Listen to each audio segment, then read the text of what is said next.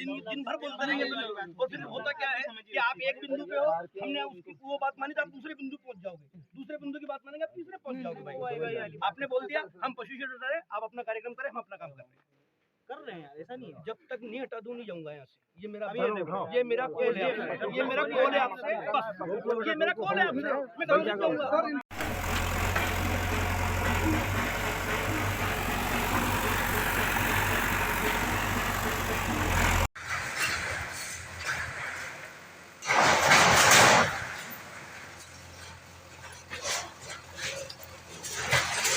पिपलोदा में कुछ दिन पहले एक मारपीट हुई थी, जिसके अंदर एक व्यक्ति को जो है वो ज़्यादा चोटें आने की वजह से उसमें 307 का मामला पंजीबद्ध किया था। घटनाक्रम कुछ इस प्रकार था कि कुछ चीज़ों को लेके दो व्यक्तियों में जो एक ही समुदाय के हैं, जाट समुदाय के हैं, उन लोगों में आपस में झगड़ा चल रहा था। एक साल पहले भी इनमें झगड़ा हुआ था, जिसके अंदर एक क्रॉस कायमी भी हुई थी। और उसी मामले को लेके जब गवाही इनकी लगी हुई थी तो गवाही के ना जाकर आपस में कॉम्प्रोमाइज़ करने को लेकर इनमें पुनः विवाद हुआ था कुछ दिन पहले, जिसमें एक व्यक्ति को जो है वो ज़्यादा चोटें आई थी, जिसके आधार पर 307 का मामला पंजीबद्ध किया था, जिसमें 8 लोगों को आरोपी बनाया हुआ है।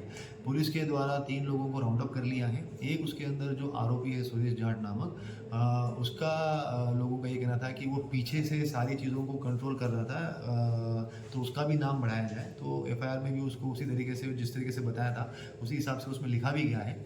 और अभी जो है उस व्यक्ति की जो अस्पताल में भर्ती था उसकी डेथ हो गई है।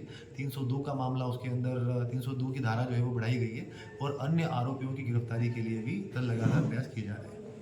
ठीक जी, मामला ये है कि हमारे बड़े बाबूजी की डेथ हो चुकी है। 24 को उन पर प्राणघाती हमला हुआ था। सुरेश जाडोरी के सभी गुंडे जो थे सम्मिलित होकर, उसके घर की 4 महिलाएं भी सम्मिलित थी, उसमें धारदार हथियारों से उन पर हमला किया गया था, जिसमें उनके प्राणघाती हमला हुआ था। तो आज उनकी सुबह 11 बजे डेथ हो गई है।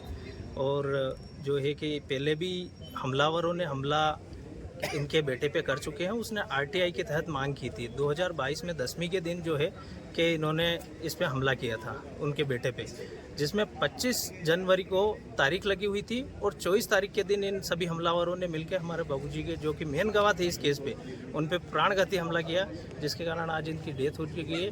इसमें पिपलोदा थाने के जितने भी पुलिसकर्मी थे सबका सहयोग श्रेय जो है कि सुरेश जाट को मिलता हुआ है।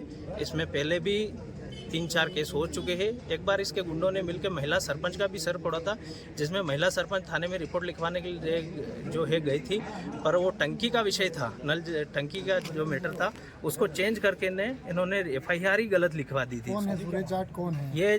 पिपलोदा जनपद उपाध्यक्ष है जनपद पंचायत। अभी क्या मांग है? हमारी मांग 3 है। सबसे पहले थाना सस्पेंड हो, क्योंकि हम थाने से पूरा गांव परेशान हो चुका है। कम से कम 5 जनों पे आत्मघाती हमला हो चुका है और अगर श्रेय नहीं होता तो आज हमें ये दिन नहीं देखना पड़ता कि हमारे बाबूजी के साथ आज जो भी दुखद घटना हुई है, इसका बहुत कहीं ना कहीं ये थाने वाले ही जिम्मेदार है इसके। दूसरा, इनके घर को तहस नहस किया जाए। यदि एक मुस्लिम समाज का किसी व्यक्ति पर थूक देता है तो उसके घर पे तहस नहस कर दिए जाते हैं। आज तो हमारे एक व्यक्ति को ही इन्होंने मार दिया, तो फिर पुलिस क्यों सो रखी? प्रशासन इसका जिम्मेदार प्रशासन ही। तीसरी मांग हमारी ये है कि अपराधियों को जल्द से जल्द गिरफ्तार किया जाए। पुलिस के हमारे कहने पर भी जो है कि 4 महिलाओं के नाम नहीं जोड़े हैं, उनके नाम पर भी एफआईआर दर्ज हो और जल्द से जल्द जो है प्रशासन कार्रवाई करे। विवाद का कारण मेन यही रहा कि हमारे भाई ने जो है कि भ्रष्टाचार किया हुआ था। जब ये सरपंच पति था सुरेश जाट, उसमें नल जल योजना के तहत इसने भ्रष्टाचार किया था और उसकी मांग जो है कि हमारे भाई ने की थी, आरटीआई के तहत मांग की थी, उसके तहत उस पर जो है कि 2022 को 13 दशमी के दिन उस पर हमला किया गया था।